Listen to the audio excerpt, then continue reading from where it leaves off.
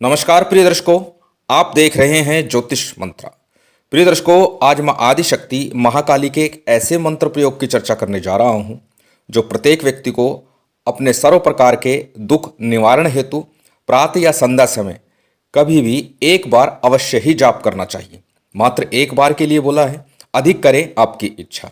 एक बार करने मात्र से समस्त दुख दूर होते हैं, शांति प्राप्त होती है, अशांति का नाश होता है, शत्रुओं का नाश होता है, बीमारी, विवाद या कोर्ट कचहरी से संबंधित सभी प्रकार के विवाद आसानी से सुलझ जाते हैं और सर्व प्रकार के सुख प्राप्त करता है।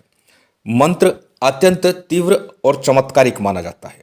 यदि इस मंत्र को अपनी आदत में शामिल कर लिया जाए, नित्य प्रात जब भी समय लगे एक बार इस मंत्र का उच्चारण मात्र कर लिया जाए, तो जीवन में कभी भी परेशानियों का आगमन नहीं होता। यदि परेशानियां आती भी हैं तो आपको किसी प्रकार से कष्ट दिए बिना उनका निराकरण निकल जाएगा और आप चिंता मुक्त हो जाएंगे। इतना अधिक प्रभाव इस मंत्र का बताया गया है। वैसे तो महामाया जगदम्बा के दुर्गा सप्तशती के अंदर इस स्तुति का, इस पाठ का वर्णन है, परंतु बहुत से लोगों की समस्या होती है कि हमें संस्कृत नहीं आती, संस्कृत का उच्चारण कैसे करें। और बहुत से लोगों को ये भी प्रश्न उठता है, ये मन में संशय रहता है कि कहीं उच्चारण गलत हो गया तो कोई अनिष्ट तो नहीं हो जाएगा, किसी प्रकार का गलत प्रभाव तो हमें नहीं मिल जाए इस पाठ का। और वह पाठ है कुंजिका स्तोत्र। और आज मैं बात कर रहा हूं कुंजिका साब्र मंत्र की। साब्र मंत्रों के विषय में कहा जाता है कि इनका कोई दुष्प्रभाव नहीं होता और यह स्वयं सिद्ध कहलाते हैं। माँ भगवती कालिका का कुंजिका साब्र मंत्र है ये। और कुंजिका साब्र मंत्र होने के साथ साथ ये माँ भगवती कालिका का एक विशिष्ट मंत्र है। माँ भगवती कालिका इस कलिकाल में सर्व प्रकार के दुखों का नाश करने के लिए जानी जाती है। काल पर भी जो विजय प्राप्त करा दे वही काली है, वही भैरव है। और महाकाली, भैरव और हनुमान जी इस कलिकाल में एक जागृत और दिव्य देव है, दिव्य शक्तियां हैं जो निश्चित तौर पर दुखों का नाश कर सुख प्रदान करती है।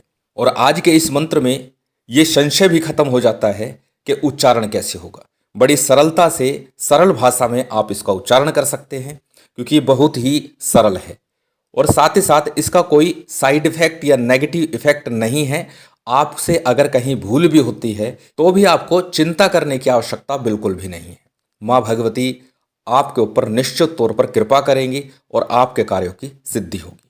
दूसरा, इस पाठ को किस प्रकार करना है, किस विधि से करना है और कितना पाठ करने से क्या प्राप्त होता है, पूर्व में कुंजिका स्तोत्र के विषय में बता चुका हूँ। परंतु साबर कुंजिका अपने आप में विशिष्ट है। बहुत से लोगों की ये शिकायत होती है, कुंजिका का पाठ करते वर्षों हो गए, हमें कोई विशेष लाभ प्राप्त नहीं हुआ। परंतु आज इस पाठ के दौरान मैं ऐसे सरलतम प्रयोगों के द्वारा इस पाठ को बताने जा रहा हूँ जो निश्चित ही आपको लाभ देंगे। संशय लेश मात्र भी नहीं है, 100% लाभ मिलकर रहेगा। और आज के इस पाठ का प्रभाव इतना अधिक भी माना गया है, कहा जाता है कि जब संकल्प किया जाता है, मन में ये कामना की जाती है, धारणा बना ली जाती है कि मैं इस पाठ को, देवी के इस मंत्र का मैं जप करूंगा, उस संकल्प मात्र से भी परेशानियों का अंत होने लगता है। इसलिए निश्चित ही यह बहुत ही दिव्य और चमत्कारिक मंत्र है। करके लाभ अवश्य उठाइएगा। नवरात्रि के दिन नज़दीक आ रहे हैं और इन नवरात्रि में इस मंत्र को सिद्ध करने का प्रयास कीजिएगा। वैसे तो साब्र मंत्र है, स्वयं सिद्ध है, परंतु हमेशा बोलता हूँ अपने अनुकूल बनाने के लिए उसका सिद्धि विधान करना ही चाहिए। प्रयोगों के साथ किस प्रकार सिद्धि विधान करना है वह चर्चा भी आज के इस वीडियो में हम करने वाले हैं। चलिए अब अधिक विलंब ना करते हुए जानते हैं इस प्रयोग की विधि विधान को, किस प्रकार से इस प्रयोग को संपन्न करना है।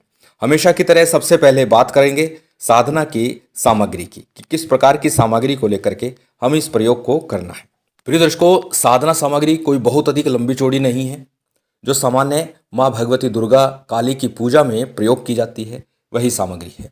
भिन्न भिन्न प्रयोगों के लिए भिन्न भिन्न सामग्री की आवश्यकता होती है और वो भी कोई अधिक विशेष नहीं होती। उन सभी की चर्चा करते हैं। सबसे पहले सामान्य सामग्री की बात करते हैं, वो आपकी स्क्रीन पर है, आप इसे नोट कर सकते हैं या फिर इसका स्क्रीनशॉट ले सकते हैं। साधना सामग्री जिसमें कि चावल है, चावल टूटे हुए ना हो, साबुत चावल हो जिसे अक्षत कहा जाता है। दूसरा, लाल फल, जो कि मैं हमेशा बोलता हूँ दुर्गा पूजा में हमेशा अनार के फल का प्रयोग किया जाता है। अगर अनार का फल किसी कारणवश आपको ना मिले तो आप कोई भी ऋतुफल प्रयोग कर सकते हैं। लाल पुष्प गुड़हल के हो, जपा कुसुम जिसे कहा जाता है, जवा कुसुम, जपा कुसुम कई प्रकार के नाम हैं, गुड़हल भी कहा जाता है इसे, वो पुष्प लीजिए, श्रेष्ठ होगा। अन्यथा किसी भी प्रकार के लाल पुष्प प्रयोग कर सकते हैं, कनेर का पुष्प भी ले सकते हैं, ये भी देवी को अत्यंत प्रिय होता है। दीपक की बात करते हैं तो दीपक घी या तेल किसी प्रकार का आप स्वेच्छा से लगा सकते हैं। सामान्य पूजन के लिए मिश्री का भोग और आरती के बाद जो भोग लगाएंगे वो आप अपनी तरफ से जो भी विशिष्ट रख सके कोई मिष्ठान उसे रख लीजिएगा। माला की बात करें तो रुद्राक्ष की प्राण प्रतिष्ठित माला हो या फिर रुद्राक्ष स्फटिक दोनों की मिली हुई प्राण प्रतिष्ठित माला हो या फिर स्फटिक की माला हो, यानी तीनों ही प्रकार की माला में से आप कोई भी माला प्रयोग कर सकते हैं। परंतु ध्यान दीजिएगा, माला को चैतन्य कर लीजिएगा, प्राण प्रतिष्ठित कर लीजिएगा। प्राण प्रतिष्ठा विधि मैं लिंक डाल चुका हूँ, वीडियो डल चुका है, लिंक आपको डिस्क्रिप्शन में मिल जाएगा। फिर भी यदि किसी को प्राण प्रतिष्ठित माला की आवश्यकता हो तो आप मुझसे संपर्क कर सकते हैं व्हाट्सएप के माध्यम से। नवरात्रि के दिनों में उनसे यंत्र और मालाओं की प्राण प्रतिष्ठा की जाती है। तो यदि आप भी चाहते हैं आपको भी उपलब्ध कराई जाए, व्हाट्सएप कर सकते हैं और उसे प्राप्त कर सकते हैं। ये सामान्य सी सामग्री है। इसके साथ जलपात्र शुद्धि आचमन के लिए और एक कलश आपको स्थापित करना है। यदि आप इसे नवरात्रि में करते हैं तो अत्यंत श्रेष्ठ फल होगा। अन्यथा किसी भी समय किसी भी शुभ योग मुहूर्त से आप इसे आरंभ कर सकते हैं, परंतु इस दौरान आपको कलश स्थापित करना ही होगा। इस सारी सामग्री के साथ साथ लौंग, इलायची, बताशे ये सामग्री भी आपको रखनी है। कपूर आपको निश्चित तौर पर रखना होगा। इसके साथ पान के 2 पत्ते नित्य प्रति चाहिएंगे आपको। साधना काल में 9 दिन का अनुष्ठान चाहे तो नवरात्रि में कर लें, चाहे किसी भी अन्य दिनों में कर लें, 9 दिन का अनुष्ठान रहेगा। 2 पान के पत्ते नित्य प्रति आपको लेने हैं। 9 जायफल लगेंगे इस पूरी साधना काल में, प्रतिदिन का 1 जायफल। 9 जायफल लेने हैं। कपूर आपको रखना है। वैसे सभी सामग्री आपकी स्क्रीन पर है, आप इसे स्क्रीनशॉट लेकर रख सकते हैं, विस्तार देने की आवश्यकता नहीं समझता हूँ। चलिए अब बात करते हैं किस प्रकार से इस साधना का विधि विधान करना है। प्रिय दर्शकों, जैसे कि बता चुका हूँ, साधना कभी भी करे, चाहे नवरात्रि में करे चाहे अन्य दिनों में करे, 9 दिन का ये अनुष्ठान रहेगा, 9 दिन की ये साधना रहेगी। इन 9 दिनों में इस साधना को आपको संपन्न करना है। साधना का समय रात्रि काल रहेगा। सर्वप्रथम साधना से पूर्व किसी देवी मंदिर में चले जाइएगा और वहाँ पर थोड़े से अक्षत, 1 पुष्प और 1 रुपये का सिक्का अर्पण करना है आपने। यही सामग्री आपको अर्पण करनी है, भेंट करनी है, निमंत्रण देना है कि मैं इस साधना को करने जा रहा हूँ, आप मेरी साधना में सहायक होकर मुझे सिद्धि प्रदान करें। इस प्रकार की भावना कर 1 रुपये का सिक्का, थोड़े से अक्षत और 1 फूल माँ भगवती को अर्पित करके आ जाइए। बस इतना सा प्रयोग है। और उसके बाद इस साधना में रत होना है रात्रि काल में उत्तर मुख होकर के। उत्तर मुख होकर आपको ये साधना करनी है। लाल रंग का आसन लेना है बैठने के लिए, और यदि वस्त्र भी लाल पहन करके ये साधना करें अत्यंत श्रेष्ठ होगा। काले नीले रंग को छोड़ करके किसी भी प्रकार के वस्त्र पहनकर आप ये साधना कर सकते हैं। वैसे तो माँ भगवती कालिका के साधना में काले रंग भी प्रयोग किए जाते हैं, परंतु ये साधना जब आप करने जा रहे हैं तो निश्चित ही लाल रंग के वस्त्र पहने या फिर अन्य किसी रंग के पहने, परंतु काले नीले रंग का प्रयोग ना करें। काले नीले रंग का प्रयोग मात्र शत्रु मर्दन के कार्य के लिए किया जाता है। किसी प्रकार के उच्चाटन है, विद्वेषण कर्म है, इन कर्म के लिए इस प्रकार के वस्त्र पहने जाते हैं। सामान्य हम हर प्रकार की सुख और शांति और सफलता के लिए प्रयोग कर रहे हैं। साथ ही साथ इसमें शत्रु मर्दन स्वतः ही होता है। जब हम ये प्रयोग करेंगे तो लाल वस्त्र ही सर्वश्रेष्ठ रहेंगे। चलिए अब जानते हैं साधना के विधि विधान को। जैसे कि बताया, प्रथम दिन आप मंदिर हो आए, उसके बाद रात्रि काल में उत्तर मुख होकर अपने घर में एकांत स्थान पर, यहाँ जहाँ आपने पूजा कक्ष बनाया हुआ है वहाँ चौकी पर पट्टे पर माँ भगवती कालिका का एक शांत सौम्य चित्र स्थापित कर लीजिए लाल वस्त्र के ऊपर। और उसके बाद में दाहिने हाथ को माँ भगवती कालिका के दाहिने हाथ की तरफ एक कलश स्थापित कीजिए। कलश के अंदर सुपारी, लौंग, इलायची, मिश्री, पताशे इत्यादि पुष्प के साथ डाल करके ढक करके उसके ऊपर पूर्ण पात्र रखिए या फिर एक नारियल रख दीजिए। इसके बाद में कलश के बाद में शुद्धि आचमन करके दीपक प्रज्वलित कर लीजिए। दीपक प्रज्वलित करने के बाद में संकल्प कीजिएगा किस कामना हेतु, किस कार्य हेतु ये प्रयोग आप कर रहे हैं। संकल्प में अपना नाम, अपना गोत्र, उस दिन का तिथि वार नक्षत्र बोलना है और साथ ही अपनी कामना बोलनी है। तो यहाँ पर आपको कामना के लिए क्या करना है, क्योंकि आप एक अनुष्ठान के रूप में करने जा रहे हैं, तो सभी प्रकार की कामनाओं की सिद्धि के लिए इतना बोलना है कामना के रूप में कि माँ कालिका की यानी कि माँ भगवती आप मुझ पर बस कृपा कर दें, आपके आशीर्वाद, आपकी कृपा मुझ पर बनी रहे। यही कामना रख करके इस प्रयोग को आपको संपन्न करना है। यदि कोई विशेष कार्य अटका हुआ है, किसी विशेष प्रकार की परेशानी में फंसे हुए हैं, तब आप उसका उच्चारण कर सकते हैं। अन्यथा जब माँ की कृपा हो जाएगी तो सारी चीज़ें सही हो जाएंगी। इसके बाद में सबसे पहले हमेशा की तरह गणेश जी का पूजन करना है, गुरु का पूजन करना है, कुलदेव, पितृदेव, स्थान देव का इत्यादि का सामान्य पंचोपचार रीति से सामान्य सा पूजन करते चलिए। भगवान शंकर का पूजन, माँ भगवती कालिका का पूजन और भैरव जी का पूजन आपको संपन्न करना है। सभी पूजन जो आपके पास सामग्री है उसी से संपन्न कर लीजिए। सामान्य सा पूजन हमेशा बताता हूँ ताकि सभी देवी देवताओं की कृपा हमें प्राप्त हो, गणेश जी की कृपा से सभी विघ्न बाधा शांत रहें। इसके बाद में सबसे पहले हमेशा की तरह सबसे पहले एक माला गणेश मंत्र की आपको करनी है और एक माला करनी है गुरु मंत्र की। अब गुरु मंत्र यदि आपके गुरु नहीं हैं तो आप भगवान शिव के पंचाक्षरी मंत्र का जप कर सकते हैं या फिर हमारे गुरुदेव द्वारा दिए गए सार्वभौमिक गुरु मंत्र ओम परम तत्वाय नारायणाय गुरुभ्यो नमः, स्क्रीन पर यह मंत्र आपको दिखाई दे रहा है, इस मंत्र का आप एक माला का जप कर सकते हैं।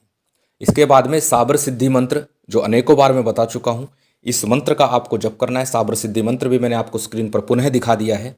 वैसे इसका लिंक आपको डिस्क्रिप्शन में भी मिल जाएगा, वहाँ से भी आप देख सकते हैं पूर्ण विधान किस प्रकार से। इस मंत्र को एक बार चैतन्य कर लीजिएगा, कभी भी सिद्ध योग मुहूर्त में नहीं भी करते हैं तो भी ये मंत्र पूर्ण रूप से काम करता है। वैसे जो साधक हैं उनको अवश्य ही इस मंत्र को सिद्ध करके रखना चाहिए। साबर सिद्धि मंत्र के बाद में आपको माँ काली के इस साबर मंत्र को, इस साबर कुंजिका मंत्र को जप करना है। कितना जप करना है? मात्र 3 माला का जप नित्य प्रति करना है। 3 माला में बहुत अधिक समय नहीं लगेगा। पहले मंत्र को अच्छे से याद कर लीजिएगा, उसके बाद इस मंत्र का जप कीजिएगा। अब आपके मन में संशय होगा, कुंजिका है तो बहुत अधिक बड़ा पाठ होगा, तो फिर 3 माला का जप कितनी देर में होगा? बिल्कुल निश्चिंत रहिए, बहुत ही छोटा सा मंत्र है और इस मंत्र को ही साबर कुंजिका मंत्र पाठ कहा जाता है और निश्चित ही ये प्रभावी है कुंजिका स्तोत्र की भांति और हर प्रकार से कार्य करता है। जब आपकी 3 माला का जप संपन्न हो जाए उसके बाद में हमेशा की तरह सबसे पहले माँ भगवती की आरती कीजिएगा। आरती के बाद जो भोग नैवेद्य रखा हुआ है वो भोग नैवेद्य प्रसाद स्वरूप माँ को अर्पित कर दीजिएगा और क्षमा प्रार्थना कर आसन को प्रणाम कर उठ जाइएगा। इतना आपको नित्य प्रति 9 दिनों तक लगातार करना है। बात करें प्रयोग किस प्रकार करना है, उससे पहले जान लेते हैं उस विशेष शक्तिशाली खास मंत्र को, फिर जानते हैं इसका प्रयोग किस भांति किस कार्य के लिए करना है। मंत्र आपकी स्क्रीन पर है, आप इसे देख सकते हैं, नोट कर सकते हैं या फिर इसका स्क्रीनशॉट ले सकते हैं। मंत्र को एक बार मैं बोल करके बता देता हूँ। मंत्र इस प्रकार है। कैलाश शिखर बैठे भूतनाथ, बोले गणनंदी सुनो दिव्य बात, सोहरे देवी करे बहुलीला, जामे एक है रंग की कारी, जो करे भक्तन की रखवारी, रहे शत्रुन मुंडमाल डारे, कै माला के माथे रैकार पर शक्ति चढ़ावे, जामे गण सेवा माता वास बनावे, 64 माती खूब नाचे 84 संग साथ आवे, पावन चले तो गुदा से खोपड़ा झनके, तामे होए अकथनीय धुन, जाको सुन सिद्धि पैर दबावे, उल्ट देव घोड़ा बन जावे, तू शंकर तेरी बानी माई बोले। इस प्रकार से ये कुंजिका स्त्रोत है और 3 माला के जप में थोड़ा सा समय आपको हो सकता है लग जाए, परंतु निश्चित ही ये अत्यंत प्रभावी और शक्तिशाली मंत्र है और आपको हर प्रकार की बाधाओं से, परेशानियों से बचा करके आपकी कामना की पूर्ति भी करता है।